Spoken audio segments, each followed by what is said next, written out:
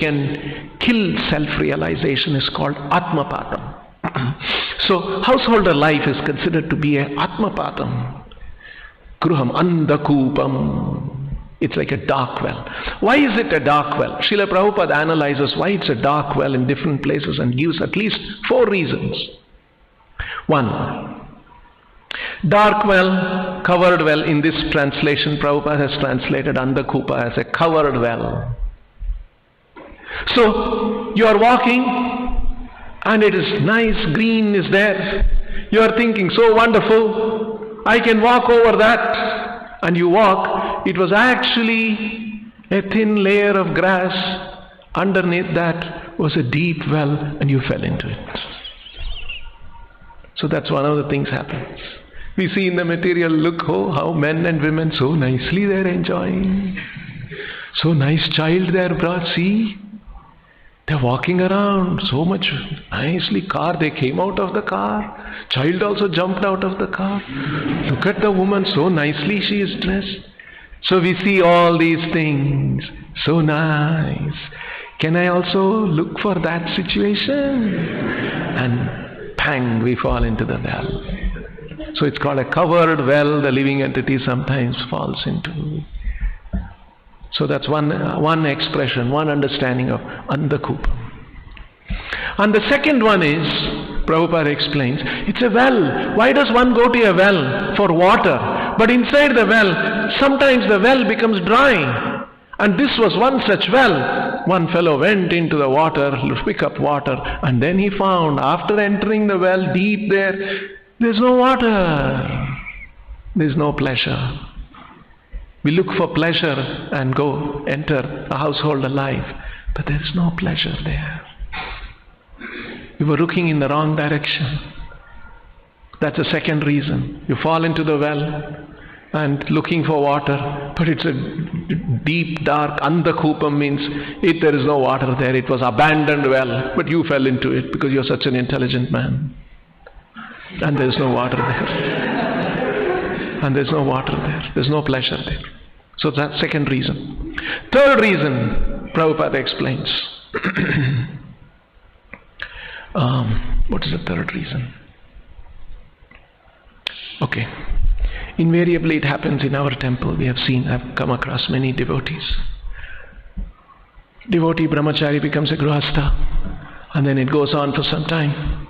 After maybe 3 months, maybe sometimes 6 months, maybe sometimes the illusion is a little longer, 1 year. And then the devotee comes and says, Prabhu, my wife is like that, Prabhu, this way, Prabhu, this is not getting along, Prabhu, it's full of problems, Prabhu.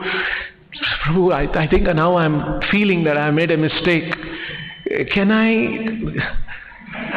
undo it? Usually what I preach is, many times I have done, no, don't worry, it's you to tolerate, it'll all become all right, chant Hare Krishna, go back to your house. Nobody will come and help him. That's the nature of a deep, dark well. You go there and you keep crying, shouting. People may look at you and they say, they'll be there. Nobody can help because you have got into a marriage. It's a serious thing. Don't think it's a light thing. Another person's life is involved. You made a promise in front of the fire, in front of all your father-in-law, mother-in-law, your father, mother, you made priests, so many of them. You have to stay there only. You have to tolerate it. You can't just think, now I'll come out. No, you cannot. It's deep. You've fallen there. You remain there. And the fourth reason Prabhupada gives is, and when you have fallen into the well, you cannot come out by your own effort. You need the help of a rope. And that rope, and you need somebody who has to come and give, if it's just a rope lying like that, and you start climbing that, it'll come back, right? It won't hold. You need a strong man who is holding on to their strong rope, and he says, just hold on to that rope, I'll pull you up. So you need a spiritual master who throws the rope below. And that rope is instructions. Guru's instructions. So you need a strong man, spiritual master. You need a strong man giving strong instructions, this rope. And then we have to hold on to the instructions of the spiritual master. Then the spiritual master will pull us out of the rope, out of the well. That's why these expressions are used in the Vedic literature. And very strongly he is reflecting on these things. Dig, dig iti garhayam chakara. How condemned I have become involved in sense gratification. This is how every spiritualist must self-examine, self-reflect. How is it that I'm still involved in sense gratification? How is it that I'm still running after sense gratification? Dig, dig, I am condemned verily. Garhayam chakara.